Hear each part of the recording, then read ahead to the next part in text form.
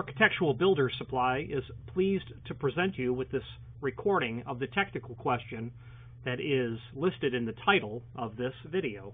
This call may be monitored and recorded for quality assurance.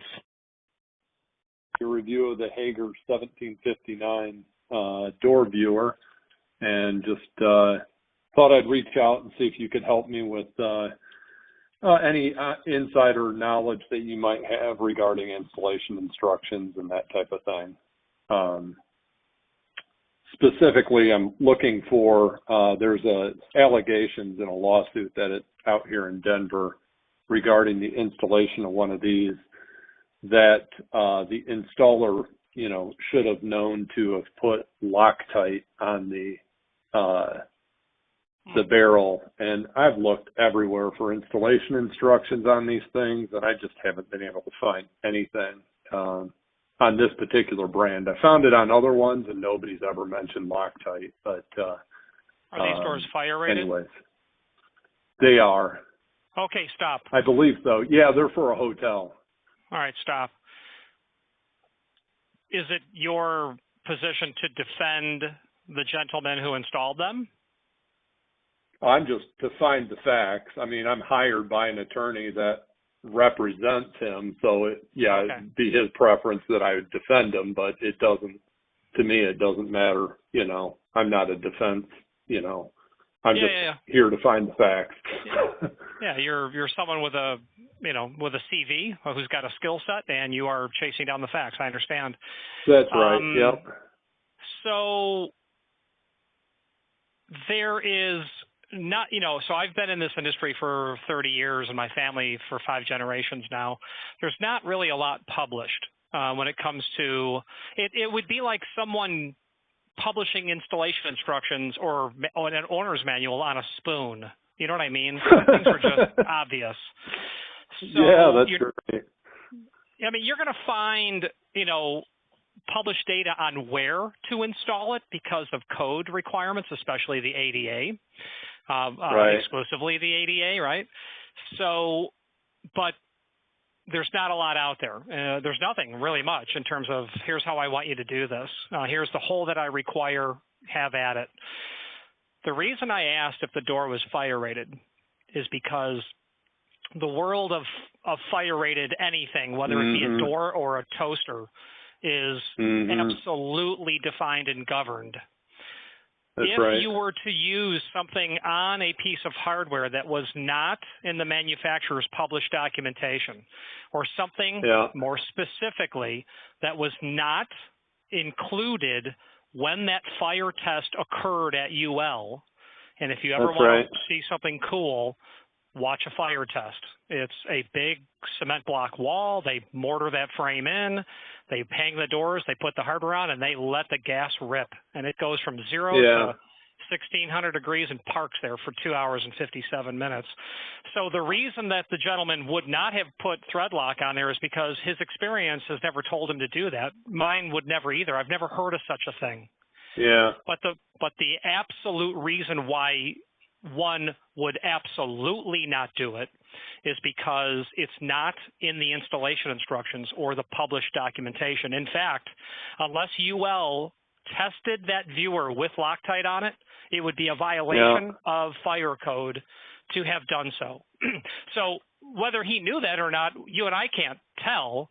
But if he makes a living in the hardware industry, it's very likely that he possesses knowledge of NFPA 80, of NFPA 101, of A117, the handicap code, and other UL 294. Who knows? I don't know his knowledge, but I can tell you if someone put threadlock on a door viewer on a fire-rated door, me being a certified fire door and egress assembly inspector, I would find that in violation, meaning on my report I would indicate this fails criteria to be installed on a fire door. And it's really strange because if I said, if you've got a door closer and it's missing its plastic cover and the door is fire rated, do you still have a fire rated door? The answer is it depends. No. Well, the answer is it depends, but if it's called out in the instructions that you install that cover, then you do not have a fire rated door. So right. my opinion is that threadlock would be absolutely excluded from use on a fire-rated assembly. May I ask what happened? Were they trying to prevent someone from removing it and turning it around to spy on the pretty young lady? Yeah, it's something along those lines. It's I guess what the allegation is that this couple, was making a ruckus in their room. And when they woke up in the morning, they alleged that the viewer was unscrewed and the barrel was laying, inside the room on the floor. So they're saying somebody had, removed the viewer from the outside and were, viewing in. And, so they just asked me as an engineer whether or not, first what they could see. And so I got to, go out there and uninstall the existing viewer. And then they also asked me about installation, whether or not, the allegation, whether or not this thing should have had a Loctite or something like that on there. And I'm like, well, I just referenced the installation instructions and I haven't found them for this particular viewer. I do see that it is, I believe the viewer that they installed is the Hager 1759. I've got a photograph of one of the parts in a plastic package that's sitting on a guy's leg. When I punched in those part numbers, I came up with Hager, but nothing else said it was a Hager part, and it didn't come with installation instructions. And so anyways, I did some poking around to see if I could find anything that said Loctite on these things. And, every installation instruction that I could find didn't have, anybody saying that you'd install Loctite on them. So I've never found a spec that says Loctite. But I do see it has a UL marking on it. I just don't know, I guess I haven't thought about, that's a great point of tracking this down, seeing if I can find the record of, when this particular item was UL tested and to see whether or not it was, in fact, not installed with that. And then that would be I think a great position to take is, you can't install these things in any other fashion. Correct, because that's not how it was tested. Not to say that the door would fail with Loctite installed. That's not germane to the conversation. As you know, it's not how it was tested. Yeah, I know. The good news is on that probably white background, black letter label sticker that's on the barrel of that thing, there's going to be probably a 4 alphanumeric file locator, R751, something like that. When you call UL, and actually they have a portal online, so you might be able to dig it that way. You'll be able to find out who the manufacturer was, absolutely, because that thing is being pumped out in an Asian factory like so many other manufacturer stuff is when it comes to a a door viewer. It's not it's not a Rolex. It's a very common, every house, every hotel has one. So then you'll be able to get a copy of the test criteria. And like you said, it's I think he'd be in trouble if he put it on there, to be frank. Yeah. You've never heard of that yourself, I mean, with the installation of these? No. So me, 30 years. My dad since Vietnam when he got out. My grandfather since World War II when he got out. My great-grandfather since the late 1930s, and then my 2 kids. So I'm in hardware catalogs all day long, and I'm with hardware with my peer group all the time. And some of those people are real big shots in the sense of, I know the shoulders to tap when I have a technical question. I can tell you that I've never seen any reference to threadlock, Loctite, anything, and I've never really seen anything printed in terms of an owner's manual or installation instructions for that. It is crude, but it's the owner's manual for a spoon. I think that's what it is. That's classic. I'm going to have to give you credit when I use that line, but that is classic. I like that. So, okay. Well, that's perfect. Okay. That's what I needed to hear. And when I get the part, I think they're going to send it to me, and I should be able to see that UL number, and I'll look it up then. So the photograph doesn't include that, unfortunately. Yeah. So, yeah.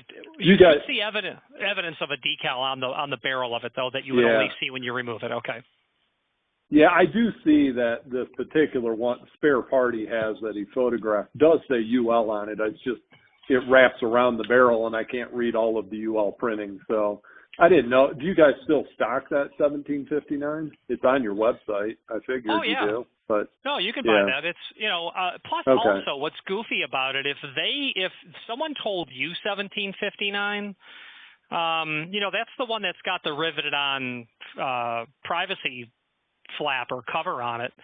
That may not be is that the viewer that they have there?